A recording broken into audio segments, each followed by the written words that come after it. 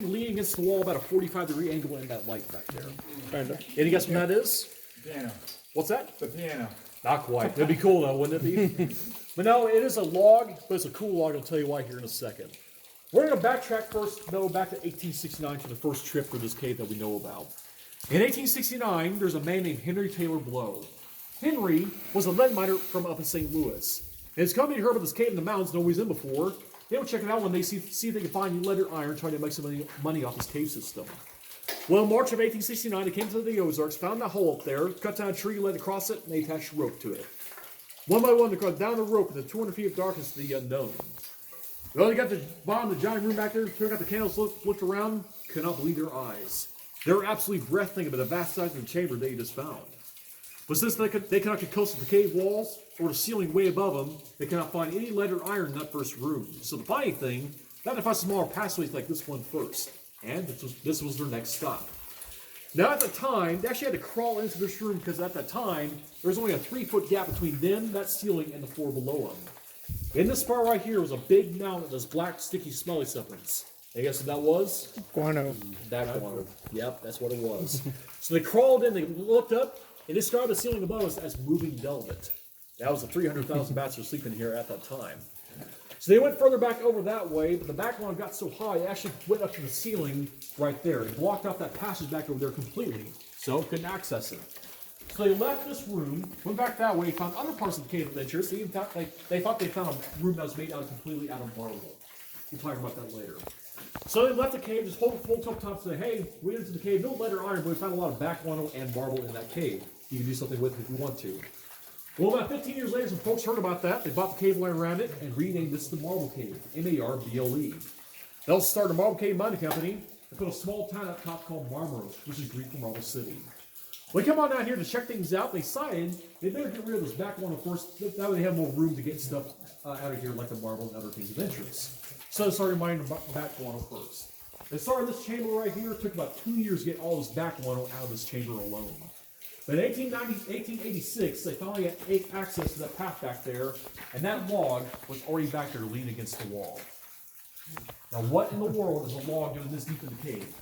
Is that entrance up there is the only hole that we know about that gets into this cave and are out to this day. There's no entrance back over here at all. So what in the world is that thing doing back there?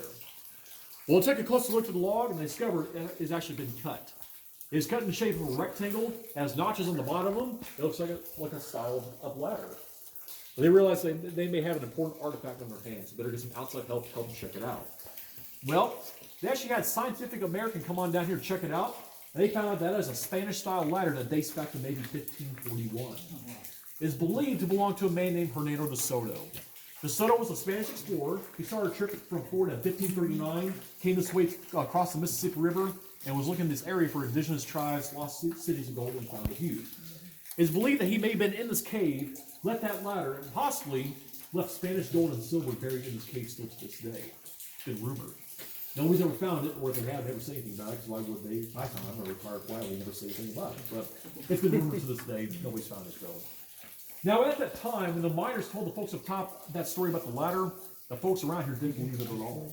They thought they had the story completely, so that way they could sell the cave for historical value when they ran out of materials. So didn't believe it. Well, about 20 years ago, one of our park admins from the Silver City took a trip to Spain and went to one of their Hall of Records. In the Hall of Records, they found a book talking about the Soto's explorations, and the Soto described a cave in this area, as describes Missouri. He described the room we're in right now almost perfectly to a T. The dimensions of the ceiling are perfect. It goes about 30 feet across that way, about 30, 25-ish. Goes back that way to the right. It goes back 150 feet or so back to that area. They also talked about a chamber in vast size in the very first part of the cave back in that area. That's when we had 99% certainty that the Soto's been down here and left that ladder back in 1541. Pretty cool, ain't it? I've been back there checking it out. The ladder is very soft wood. It's been here for a long time. They actually had 3 at that time. The other 2 disintegrated as soon as they picked them up. So they left that one alone. It's still there today. It's actually buried 2 feet into the mud still today.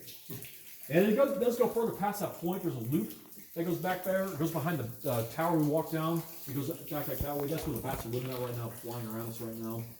The other way out of this room is actually going back over this way where that water's dripping into that useless bucket. It does nothing for us. Past that bucket, there's a hole on that side. That goes back about a quarter mile, takes about 2 hours to get back to that point. You find 2 underground lakes. They are named Lake Mary and Lake Genevieve after the 2 Lynch daughters. That's who they're named after, discovered back in 1913. Now, Lake Genevieve is about 50 feet across, 50 feet deep, but Merriam Lake is much deeper and much wider. It's about 100 feet across and so deep they have not found the bottom of it yet.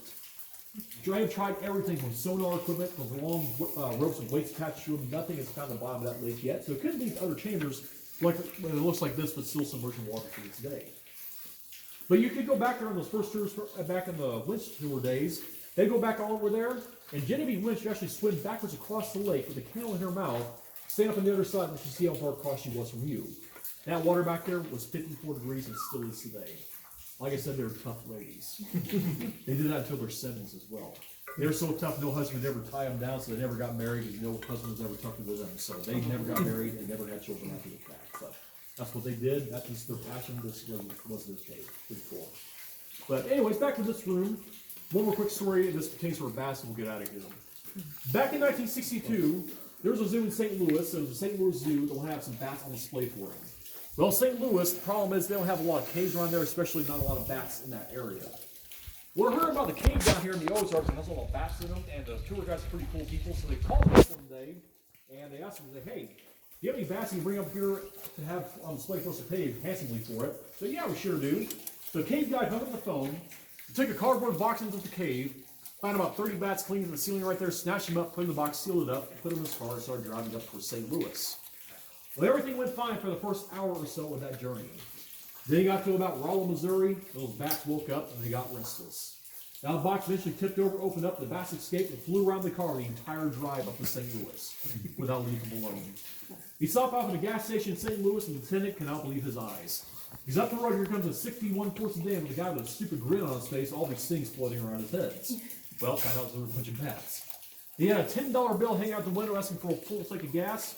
Before he did, the gas station attendant went inside, grabbed his camera, took a snapshot. You won't believe this. I had a picture of our cave tour. I call it the Batmobile. Got to see it to believe it. And that car never smelled the same after that. Never could sell it again. So, yeah, fun stuff. All right, guys. We're going to head back that way to the big chamber. Once again, watch your step. And take our nice slow pace. Let the bats move around us.